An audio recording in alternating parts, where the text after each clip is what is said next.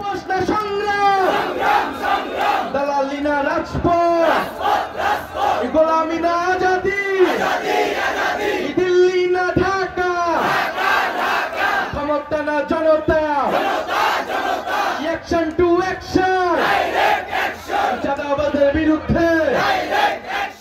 ঢাকা জেলায় 5টি উপজেলা রয়েছে। আমরা মনে করি এই উপজেলাগুলো থেকেই আগামীতে ঢাকার নেতৃত্ব তৈরি হবে। এই উপজেলাগুলো নানা ধরনের বৈষম্য এবং বঞ্চনার শিকার হয়েছে দীর্ঘদিন ধরেই। আমরা সাভার উপজেলার কথা জানি, ধামরাই, দোহার, নবাবগঞ্জ, কেরানীগঞ্জের কথা জানি। আমরা মনে করি এই 5টি উপজেলা অনেক সম্ভাবনা রয়েছে, শিল্প অঞ্চল গড়ে তোলা সম্ভব, শ্রমিক অঞ্চল রয়েছে এই সাভারেও। কিন্তু শ্রমিকরা নানা কারণে আন্দোলন গড়ে তোলে, কারণ শ্রমিকদের ন্যায্য মজুরি দেওয়া হয় না। এই শ্রমিকরাই গণ-অভ্যুত্থানে আমাদেরকে শক্তি জুগিয়েছিল, রাজপথে বুলেটের সামনে দাঁড়িয়েছিল। আমরা সেই শ্রমিকের ন্যায্য মজুরির জন্য লড়াই করতে চাই। আমরা সাভার, আশুলিয়া সহ পুরা ঢাকা জেলাকে চাঁদা মুক্ত জেলা হিসেবে গড়ে তুলতে চাই, সন্ত্রাস মুক্ত জেলা হিসেবে গড়ে তুলতে চাই, দুর্নীতি মুক্ত জেলা হিসেবে গড়ে তুলতে চাই। আমরা যুদ্ধে নেমেছি, রাজপথে আছি। আমাদের সামনে শহীদ সাজ্জাদ হোসেন সজলের মা কথা বলেছেন, ওনার ছেলের বিচার চেয়েছেন। ওনার ছেলের খুনি ভারতে পালিয়ে আছেন। ভারত সরকারের সাথে গত 15 বছরে বাংলাদেশের নদী বন্দর থেকে শুরু করে প্রাণ প্রকৃতি থেকে শুরু করে সবকিছু বর্গা দিয়েছিল।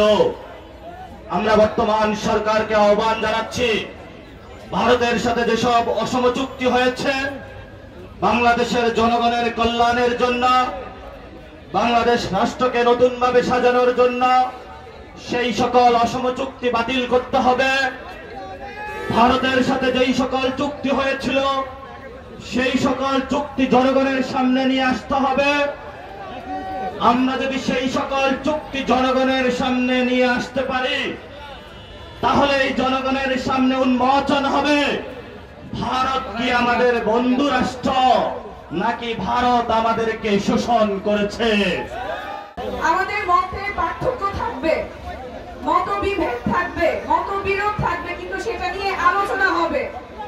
প্রতিহিংসা, সহিংসতা, প্রাণনাশের হুমকি, সেই রাজনৈতিক সংস্কৃতিতে আমরা আর ফেরত যাব না। আমরা নতুন ধারার রাজনীতি করতে এসেছি, আমরা নতুন ধরনের রাজনীতি করতে এসেছি।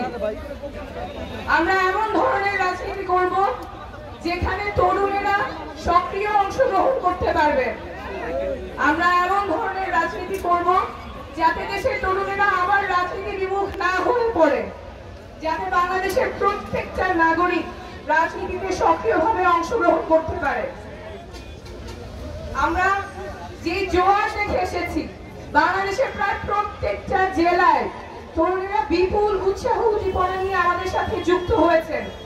তরুণরা দেশ নিয়ে ভাবছেন, স্বপ্ন দেখছেন, পরিবর্তনের জন্য কাজ করার চিন্তা করছেন। একটা প্রজন্মগত রূপান্তর ঘটে গেছে। অনেকে এটা বুঝতে পারছেন না, কিন্তু এটাই বাস্তবতা, এটা আমরা দেখে এসেছি এবং এটা আমাদের লালন করতে হবে। যে রাজনৈতিক সচেতনতা তৈরি হয়েছে সেটা আমাদের লালন করতে হবে।